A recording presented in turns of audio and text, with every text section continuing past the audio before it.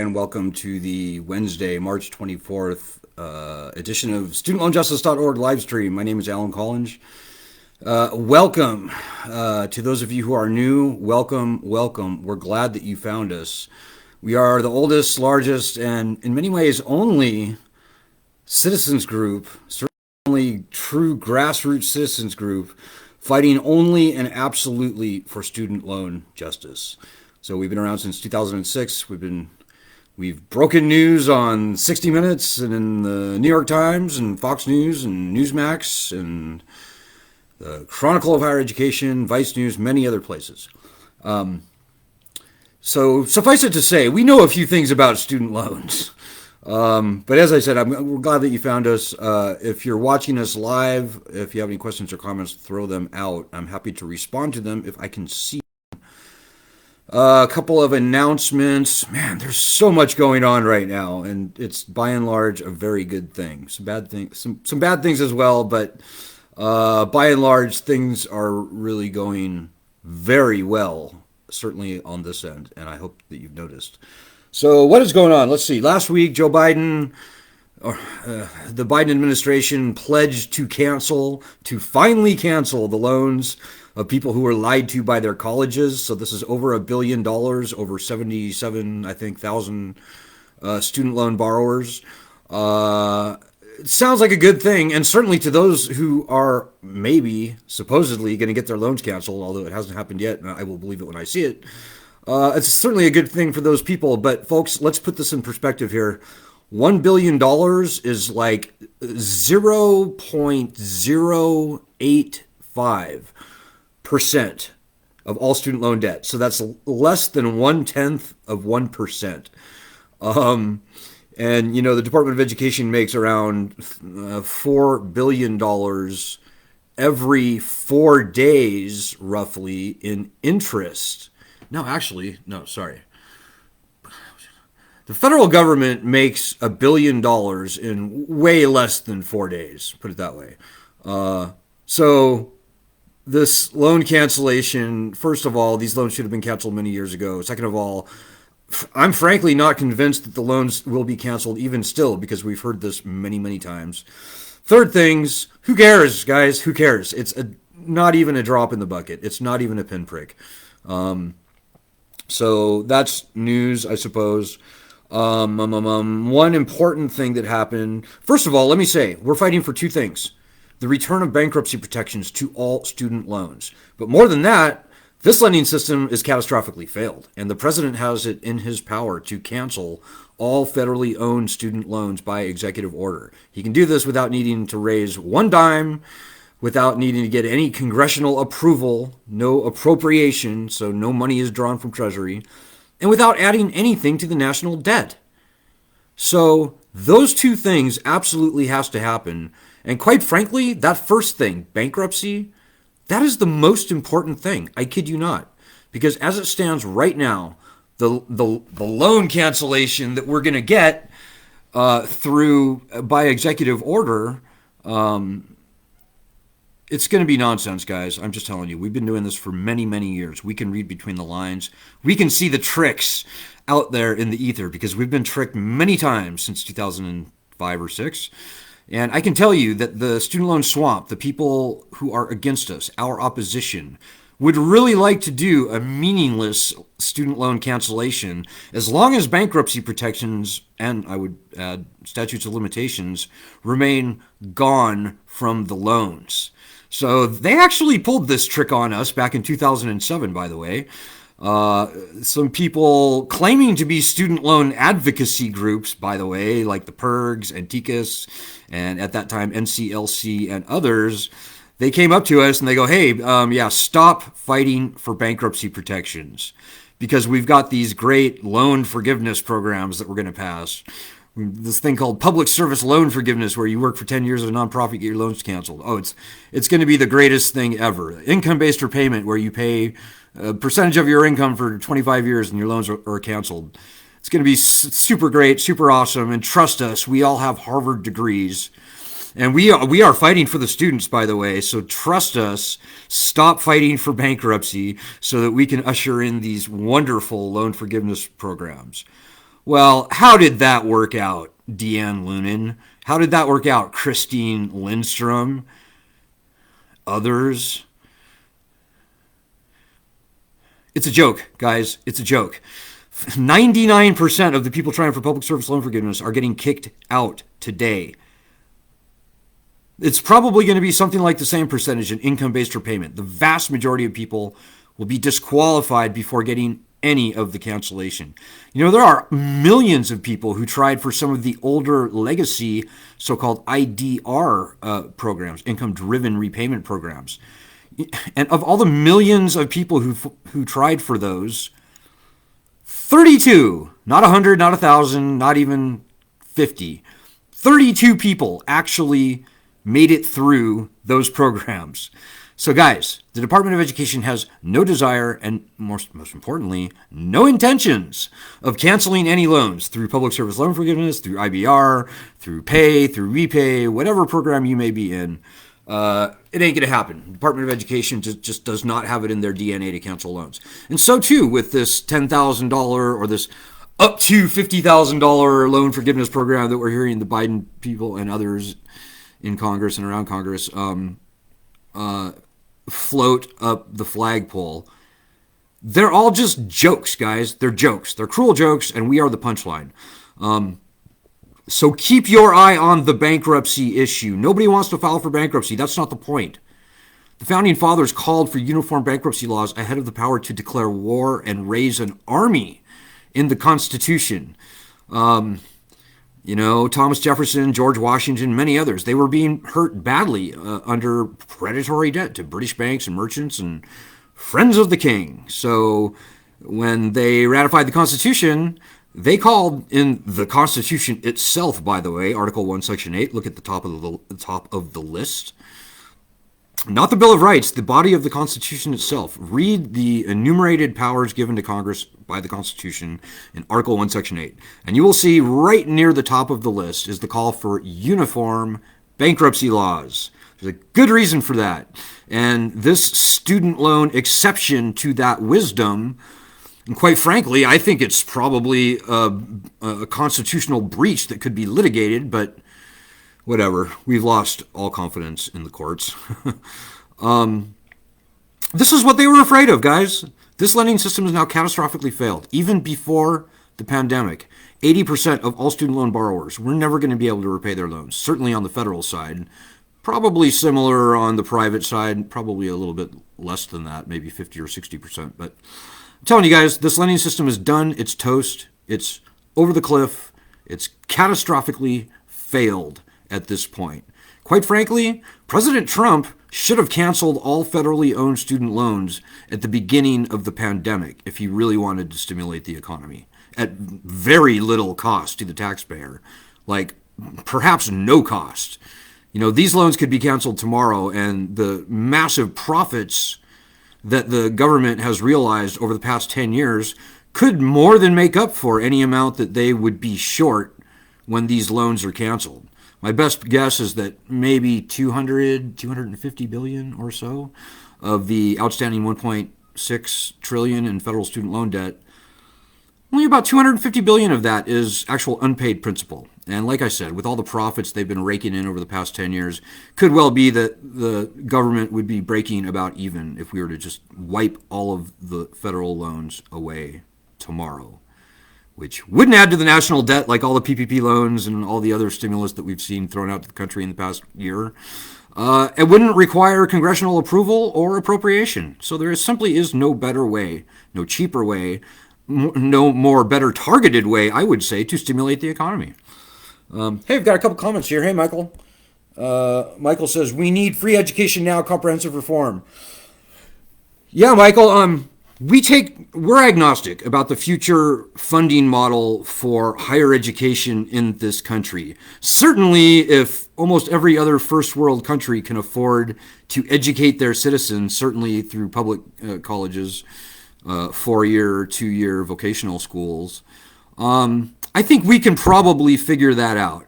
But, you know, like I said, I'm agnostic. Whenever you start talking about, oh, this is the way it should be, we should do it this way, that way, well, automatically you are deflecting and distracting away from the massive student loan crisis that we face right now. Right now, as I'm talking to you, there are 55 million people in the country who either have student loans or are co-signed on them. And as I said, 80% were probably going to wind up defaulting on their loans. They were either unable to pay or they were paying and paying and paying, and their balance was going up. And this was before the pandemic.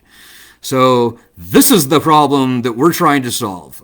There's all kinds of interesting ideas out there for the next higher education funding system, but we will not let people sort of skip past the graveyard and throw us, the 55 million people in the country who have already been savaged by these loans, under the bus. Ain't going to happen. These loans have got to go away. And bankruptcy protections have got to be returned to the loans that the president cannot cancel, and for the loans that the president can cancel, which is all federally owned student loans, 87% of all student debt, those have to be canceled by executive order. That is our goal. That's what we're fighting for. So yeah, the Biden thing, the Biden cancellation was basically nonsense. They could do that every week. Literally, they could cancel $1 billion in student loans every week, and the federal student loan portfolio would still grow, not shrink, grow by about $50 billion per year. So don't be lulled into a sense of complacency or false security or fall into false hope by headlines like that. It's a very cheap headline, and believe me, our opposition is going to milk it for everything it's worth going forward.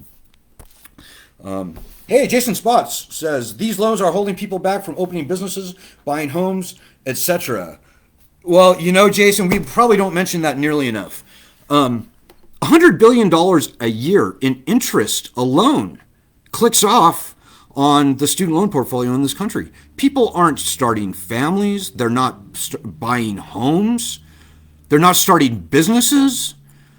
There is no better way to stimulate the economy than to get rid of this failed lending system, catastrophically failed lending system, I would say. If 80+% of all borrowers are headed for default, by way of comparison, subprime home mortgages, you know what the default rate for those was? And that is, I think most would agree, a failed lending system. The default rate for subprime home mortgages was 18%, 18%. We are headed for, 75, 80% before the pandemic. Now that we've lost 50 million jobs, and I don't think even half of those jobs have come back. I'm not sure I believe the data that we hear on the media. But even losing 10 million jobs, we're over 80% now for the default rate for everybody walking around with student loans now. So we're 4 times higher, the default rate, than subprime home mortgages.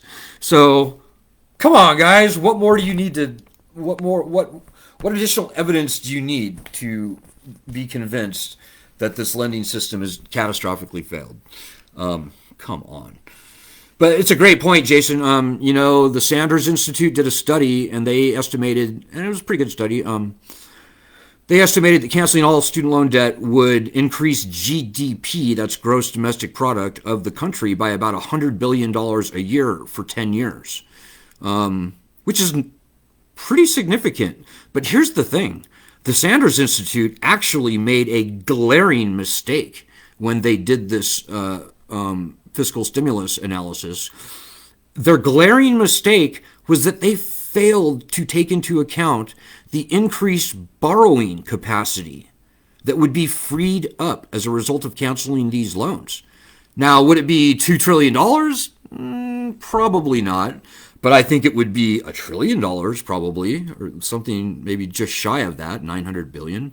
In other words, when the loans were canceled, banks would suddenly be willing to lend something like, $800, $900 billion to people who heretofore were carrying this ridiculous student loan debt.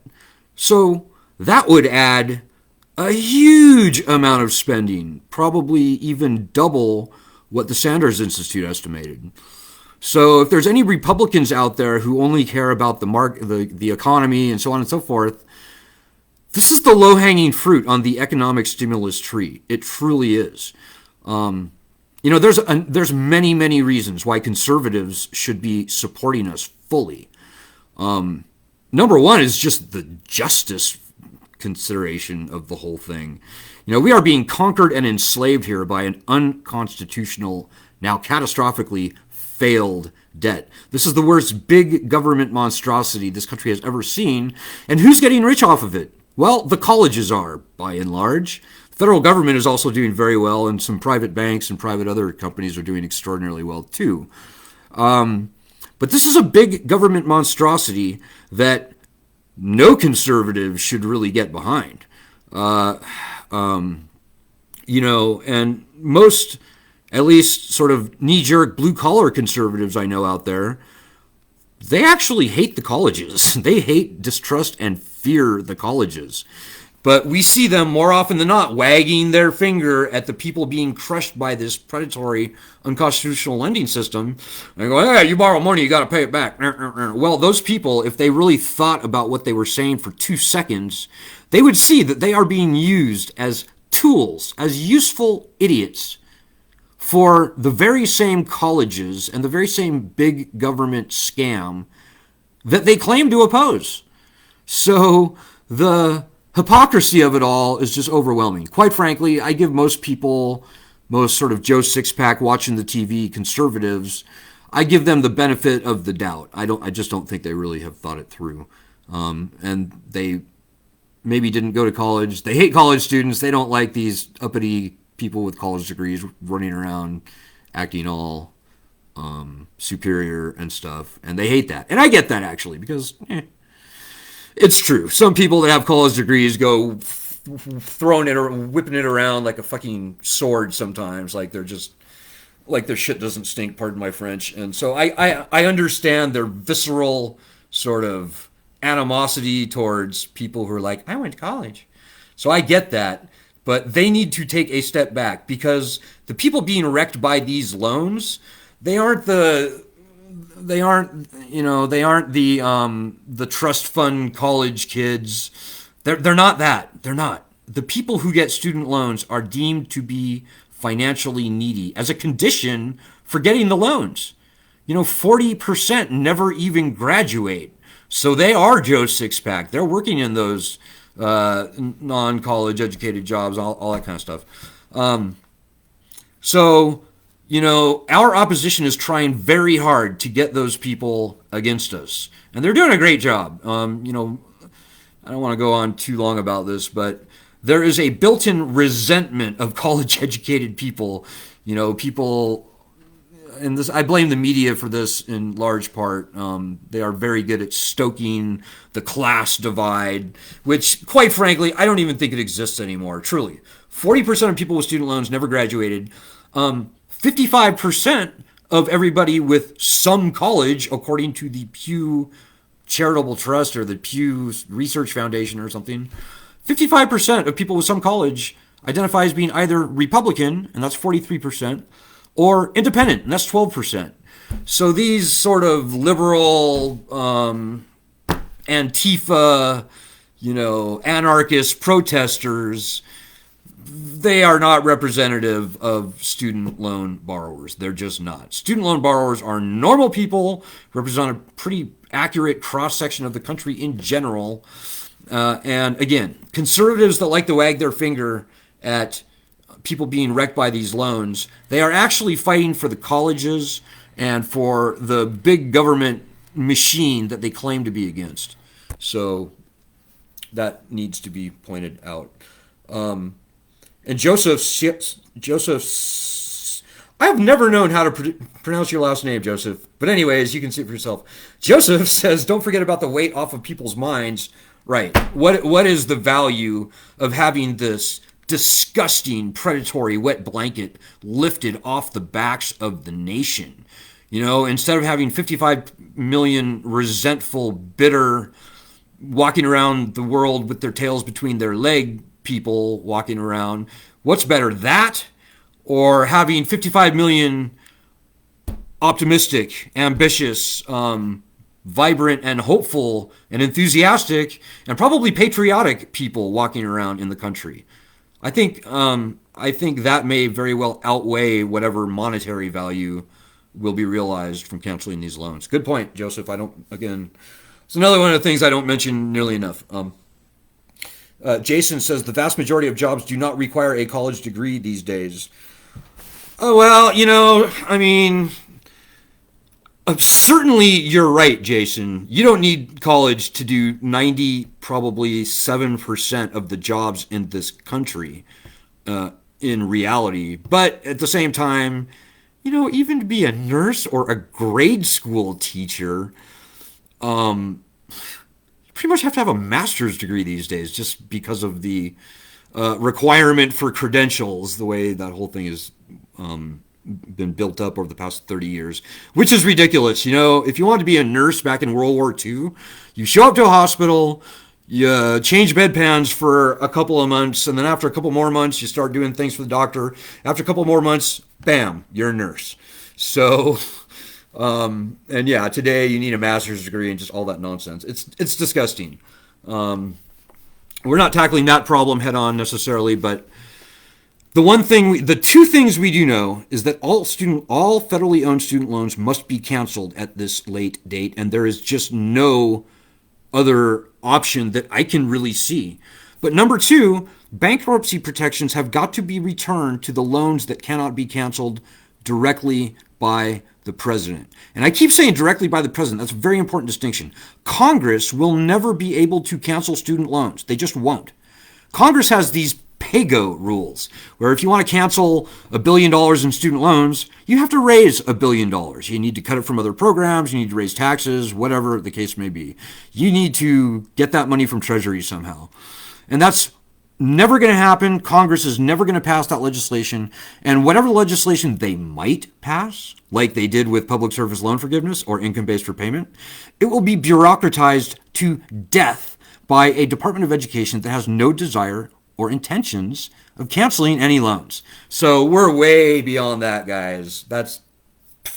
Forget about that. This lending system is toast. It's done. It's failed. Almost nobody is paying on their student loans right now. And come October or whenever they dare lift that repayment suspension, very few, hopefully no one, will resume paying. It's a dead lending system, guys. This pandemic is the nail in the coffin. And that's just a fact. But anyways, we want a clean ending to this lending catastrophe. The loans have got to go away. Quite frankly, I think the way it maybe should shake out or will shake out, they need to return bankruptcy protections to all student loans. If and when they do that, and we are fighting very hard for that to happen, we got very close last congressional term. Our House bill passed out of committee and easily would have sailed through the full House. This semester or this session, there's absolutely no reason but bad politics that we won't get bankruptcy protections returned to the loans. We've got to fight really hard for that, though, guys. We've got to fight, because the opposition absolutely, they probably want loan cancellation, a fake partial up to $50,000 loan cancellation far more than they want our constitutional bankruptcy rights returned. And the reason is this. When they return bankruptcy protections to student loans, I mean, those guys aren't stupid. They know what I know. I know what they know. I know what they think. They probably know what we think. We're going to see a wave of filings that would probably overwhelm the bankruptcy courts to the point of seizure. In an average year, maybe 1 million people file for bankruptcy on their student loans. In an average year, about 1 million people file for bankruptcy for any loans. Student loans are, by and large, non-dischargeable. So 1 million people for all loans file in the United States. I think that would probably go up to 5, 6, 7, 8 million when student loans are returned to bankruptcy is returned to student loans. So, they can return bankruptcy, and they must. And we're fighting very hard for that, and you need to help us. But I think it would become very quickly obvious that, whoa, yeah, no, we can't do this. This is overwhelming the bankruptcy courts to the point of seizure. it's time to get rid of all federal loans, and let's at least get some economic stimulus out of it. And let's not leave 15, 20, 25 million people pissed off, bankrupt, and resentful. Let's leave these people, and more. Let's cancel all of the loans, massively stimulate the economy, and get this ridiculous lending system relegated to the dustbin of history. That is going to happen, but whether it's a clean, happy ending, or whether it's a very painful, years-long, probably civilly unrestful fight to the death of this lending system, that really depends on how hard you and me and everybody in this group fights, and how quickly we can grow our petition, which, by the way, started the whole entire conversation about canceling student loans by executive order. It's just over a year old now, and we've got 988,000 or 9,000 signatures on it right now as we speak. So we're getting very close to 1 million. I would like to blow right past that. Jason says, Alan is correct. Bankruptcy protections is a constitutional right that has been taken away from us. Yeah, you took the words right out of my mouth. The founding fathers are on our side, folks. The Constitution is on our side. Right now, and if you forget everything I said tonight, remember this. We just discovered that there are 19 states in the country who owe, the people of those states, owe more than the entire state budget in student loan debt. It's obscene. It's incredible. Indiana, Texas. The worst one is Georgia, the Carolinas, Alabama, Ohio, Michigan. Did I say Texas? Whatever. It's terrible. It's a jaw-dropping research finding that we found. And you will see that report linked on this live stream somewhere, above, below, somewhere. Get that report to your local media and tell them to report on it. More than that, if you live in one of those 19 states, and many other states are right at the line, by the way, but if you live in one of the 19 states mentioned in that report, get it to the media and tell them to ask the governor about it. Because, folks, I am here to tell you, we've been doing this for 16 years now, and I am pretty confident that very few, perhaps almost no, governors actually know that their citizens owe as much or more than their entire state budget in student loan debt. I just don't think governors think about that kind of thing. They know about the budget. They live and breathe the budget. But, student loans are 87% federal, or even more, federally guaranteed or owned, 87% federally owned. So I don't think that really comes up on their radar very often at all. I don't think governors think about federal student loan debt very much at all. So I think this is news to them. And certainly it is news to any news company that you approach in your local state. So do that. We've got to get the word out. We are the pioneers in this fight, folks. We are. We just are. We've got 1 million people on our petition, about 50,000 people across our other platforms. That's not much. That's like, 2.5%, not even, of all student loan borrowers. We've got to spread the word. We've got to get that report, wherever you may see it. We've got to get that to the media. In the past week, we've been covered by a radio station in Minnesota. I am just learning now that we were written up in a newspaper in San Antonio. I myself was on C-SPAN this morning, and that's something that everybody can do and should do, by the way. It's pretty easy to call into those shows. We are working with multiple national networks, news networks. So I'm guardedly hopeful that we'll be getting this thing into the mainstream media soon. But guys, it's not going to happen on its own. It's not just going to automatically, magically happen. There's a lot of competition for attention from the media, and even by stupid stuff. But our thing is not stupid. I think it is highly interesting and newsworthy that 19 states in our country owe more than their entire state budget in student loan debt. That's huge. Oh, Florida also, by the way, is on that list, is one of those 19 states. So guys, get that out there.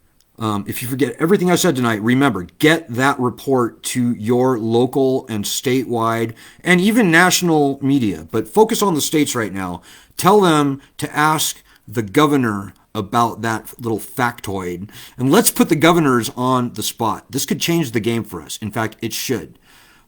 Because most of those states I just mentioned are led by Republican governors. So we need some Republican governors to stand up for the people in their states rather than fighting for the Washington, D.C. federal student loan system and the student loan swamp. I don't think it's that much to ask. I think it's very realistic that we could achieve success, but it starts with you. It starts with you getting off your ass and taking some initiative, owning this problem, because after all, these are your loans. This is your life. This is your problem. And when the media is presented with this in maybe slightly persuasive way, I don't know, they should run with it. So we're seeing some successes right now. I think that will build tremendously. The more people out there within range of my voice get off their asses and help. It's as simple as that, guys. It's no more difficult than that. This is not rocket science. Just giving a shit and fighting and making it your mission to make sure that at least one or two media companies, TV stations, news, radio stations, newspapers report on this. You know, that's the least that you could do. It doesn't take much effort. If they need an expert to interview, I'm more than willing. We can be doing interviews with these people all day, every day. But it's got to start with you. You know, I can call these people and say, hey, my name's Alan Collins. I know I have a Washington, D.C. phone number and I don't live in your state, but you should really report on this because, yeah, that's not very persuasive. But if you say, hey, my name is Jack and I live in Sarasota, Florida, and did you know that the people of Florida owe 130% more than the entire state budget of Florida in student loan debt? Have you asked Governor DeSantis about this? That will get a response. They'll be like, what? Wow. Whoa. Yeah. Okay. It's just more effective when somebody from their own state pushes them. So please do that. The other two things I will ask before I sign off tonight. First thing is spread the word about our petition, change.org/cancel student loans. This is the petition that brought loan cancellation by executive order to the top of the news on higher education. We're at 989,000 signatures. So we're so close to 1 million. We could be there by midnight tonight if everybody on our group got one person to sign. So please make that happen, guys. It's not hard. Just takes a little bit of effort. We're close now. I would love to get that thing up to 10 or 15 million signatures in short order, guys. It's not hard to do at all, but we need you out there helping us. How many fucking times do I have to say that? Pardon my French. But it's just so true, guys. You got to own this. You got to help us. And so with that, the third and last thing I will say is if you can do a donation at this time, it would be particularly helpful. We survive and thrive only on very nominal donations from typically very stressed out, distressed student loan borrowers.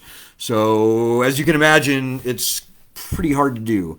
We survive only on donations from normal people like you. And so currently we've got I'm not even sure how much we're trying to get 11 people to donate $50 or more by the end of the month, which ultimately will raise us $1,000, which is enough for us to meet many of our monthly obligations, and that's important. We also have, I'm sorry to say, we have some vehicle repair coming up in the very near future on the studentloanjustice.org van, which, if you've been with our group for any length of time, certainly past 3 years, you would know has served us very well over the years. It had a rough winter. I think I may need a new starter for it at this point. Still diagnosing it. But anyways, if you can donate, please do that. It would be very helpful. So with that, I will just wish you all a good night. Good luck in getting those two things done. The petition, getting that report out there. Godspeed. And God bless everybody. Have a great night. Ed will be with you tomorrow. I'll be back on Friday.